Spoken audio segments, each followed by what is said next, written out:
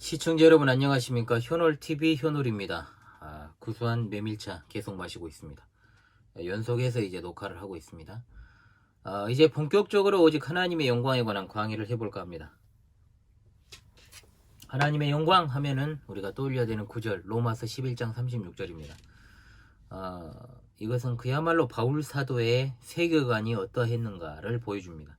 이런 만물이 주에게서 나오고 주로 말미암고 주에게로 돌아감이라. 영광이 세세 무궁하도록 그에게 있을지어다. 아멘. 자, 교회에 출석하시는 분들 치고 이 구절이 생소한 분은 별로 없을 겁니다. 많이 들었고 또 암송하기도 했던 구절 아닙니까? 이 구절은 이 부분만 딱 떼놓고 볼 것이 아니라 33절부터 이제 한 단락으로 봐야 되는 것이죠. 자, 이 중요한 본문을 가지고 우리가 살펴볼 주제인 오직 하나님께 영광이라고 하는 것을 생각해 봅시다. 오늘 이 말씀에는 만물이 주에게서 나왔다라고 했습니다. 만물이라는 단어가 나오고 있죠. 만물이 주에게서 나왔다는 것은 자연스럽게 하나님께서 창조하셨다. 바로 이것을 보여주는 겁니다. 하나님의 창조를 가리킨다는 것이죠. 만물에는 눈에 보이는 세계도 있고 눈에 보이지 않는 영적인 세계도 이제 포함이 되는 것입니다. 그러므로 이 말씀은 온 우주 만물의 모든 것들이 다 하나님으로부터 왔고 또 하나님의 창조의 사역으로 하나님의 영광을 위해서 만들어졌으며 지금까지 보존되어 오고 있다는 것입니다. 이것이 바로 창조와 섭리라고 할 수 있죠. 하나님은 창조된 존재가 아니라 창조주가 되십니다. 따라서 하나님이 홀로 계시던 시간이 있었고 공간이라는 것도 존재하지 않았던 때에도 하나님은 스스로 계시는 위대하신 분이셨다. 자, 영원전이나 지금이나 완전하시고 영광스러우시고 불변하시고 자존하시는 분이 바로 하나님이십니다. 그런 위대한 하나님께서 어떤 것을 창조하시기로 작정하신 것이죠. 자, 신적인 작정이라고 우리가 부릅니다. 위대하신 하나님께 계획이라는 말보다 작정이라는 말을 씁시다. 작정만 하셨습니까? 그것을 실행에 옮기셨습니다.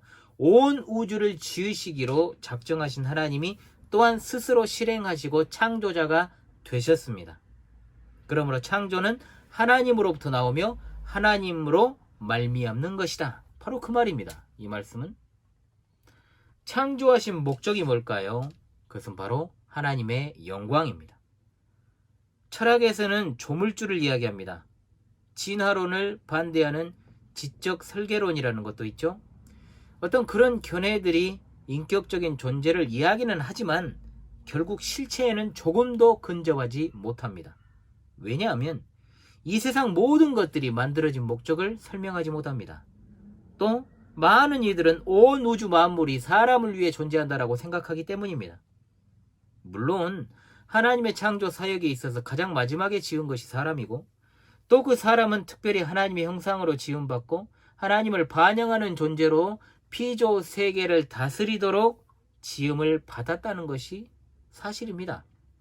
그러나 하나님의 창조의 목적이라고 하는 것은 인간이 세상에 존재하기도 전에, 즉 인간이 존재하기 이전에 이미 하나님의 놀라우신 신적인 작정 안에 들어있었기 때문에 존재하지도 않던 우리나 어떤 피조물이 하나님의 창조의 목적이 될 수 없는 것입니다. 하나님께서 온 우주 만물을 창조하신 목적은 전적으로 하나님께로부터 찾아야 되는 것이죠. 그런데 인간들은 자꾸 자신을 중심으로 하나님의 창조를 훼손합니다. 이것을 인본주의라고 부릅니다. 이 시대에는 인권이라는 미명하에 창조주 하나님의 권위를 훼손시키고 있죠. 타락으로 인해서 자신의 뿌리나 근원을 잃어버린 인간들은 자연 그대로의 상태로 자연스럽게 끝까지 하나님의 목적을 알지 못한 채로 멸망해버리지만, 그래서 사망이라고 하지 않습니까? 사람의 죽음을. 그러나 모든 만물은 하나님 자신의 영광을 위해서 창조하신 것입니다. 자, 하나님은 어떤 부족함도 없으십니다. 제가 어린 시절에 하나님의 창조에 대해 생각을 하다가 아무것도 창조하지 않으셨던 때가 있었다면 하나님이 홀로 계셨으니까 심심해서 세상을 창조하지 않으셨을까라는 지극히 유치하고 인간적인 생각을 한 적이 있었습니다. 그런데 이제 하나님께는 심심함이라는 것이 있을 수가 없죠. 그것은 순전히 인간의 감정 아닙니까? 어떤 것도 하나님은 필요로 하지 않으십니다. 완전하시고 충만하신 분이십니다. 피조 세계는 하나님의 영광을 드러내는 도구로 하나님께서 자신의 속성을 드러내시기 위해서 창조하신 것입니다.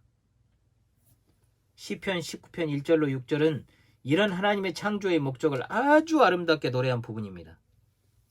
하늘이 하나님의 영광을 선포하고 궁창이 그의 손으로 하신 일을 나타내는도다. 날은 날에게 말하고 밤은 밤에게 지식을 전하니 언어도 없고 말씀도 없으며 들리는 소리도 없으나 그의 소리가 온 땅에 통하고 그의 말씀이 세상 끝까지 이르도다. 하나님이 해를 위하여 하늘의 장막을 베푸셨도다.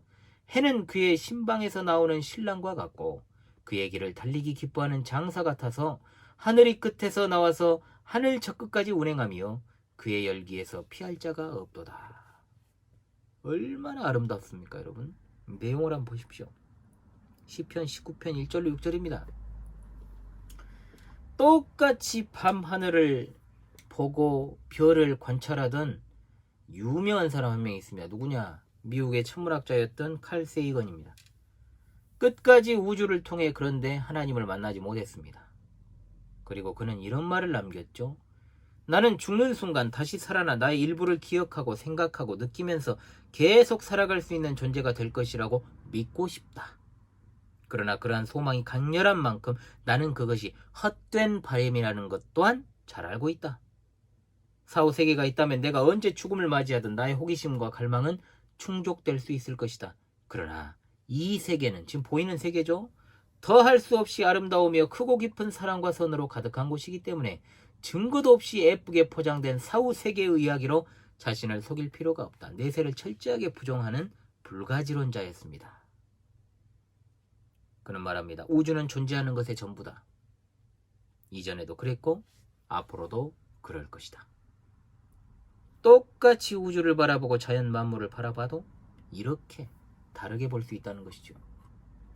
하나님께서 자신의 영광을 위해 이 세상을 창조하셨다면 당연히 그 창조된 세계의 일부인 우리도 동일하게 하나님의 위대한 목적을 드러내기 위한 목적으로 창조되었다는 건 분명한 사실 아닙니까? 이사야 42장 7절 내 이름으로 불려지는 모든 자 곧 내가 내 영광을 위하여 창조한 자를 오게 하라. 그를 내가 지었고 그를 내가 만들었느니라. 21절에도 이 백성은 내가 나를 위하여 지었나니 나를 찬송하게 하려 함이니라. 48장 11절에 나는 나를 위하며 나를 위하여 이를 이룰 것이라. 철저한 하나님 중심. 어찌 내 이름을 유혹되게 하리요 내 영광을 다른 자에게 주지 아니하리라. 아멘. 참으로 제1되는 목적은 하나님을 영화롭게 하는 것과 영원토록 그분을 즐거워하는 것입니다. 우리가 살고 있는 이 천박하고 자기중심적이고 이기적이기 짝이 없는 인간 본위의 문화 속에서 이런 아주 기본적인 성경 이해가 우리 자신의 이익이나 행복에 대한 몰두보다 훨씬 아름다운 것임을 아는 게 우리의 기쁨이고 소망이 되는 겁니다. 그러나 우리는 이런 기본적인 성경적인 가치관을 잊고 살아갈 때가 너무나도 많습니다. 오늘 말씀에 나오는 대로 지음받은 우리는 우리의 존재뿐만 아니라 생각과 사고와 가치관과 모든 판단 기준 모든 것들이 다 하나님을 그 근원으로 하여 흐르다가 결국 하나님께로 흘러가는 것임을 잊지 맙시다. 이것이 바로 만물이 주에게서 나오고 주로 말미암고 주에게로 돌아감이라 라고 하는 말씀의 의미라는 것을 생각합시다. 만물의 시작도 과정도 끝도 과거와 현재와 미래가 다 하나님의 손 안에 붙들려 있다는 것입니다. 시작도 과정도 끝도 하나님이십니다. 근본 주제에 관한 세 번째 강의로 다음 시간에 찾아오도록 하겠습니다. 그때까지 여러분 주 안에서 강건하시고 하나님의 영광을 위하여 살아가십시다. 감사합니다.